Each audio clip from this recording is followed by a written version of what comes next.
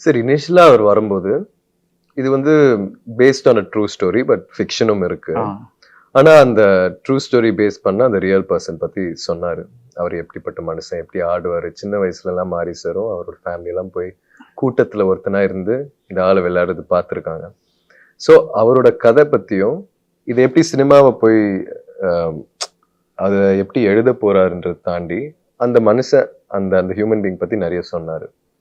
அதிலேயே நம்ம கண்டிப்பா பண்ணியே ஆகணும். இதுல ஒரு சேலஞ்ச் இருக்கு அப்படின்ட்டு தோணுச்சு. பிளஸ் மாரி சார் வந்து I think is one of the best directors. Yeah, he's amazing. And அவரோட இன்டென்ட் ஆஸ் அ டைரக்டர் வந்து எனக்கு ரொம்ப பிடிக்கும் ஆக்சுவலா. அவருக்கு சினிமா மேல ஒரு பெரிய பைத்தியம் ஒண்ணு இருக்கு.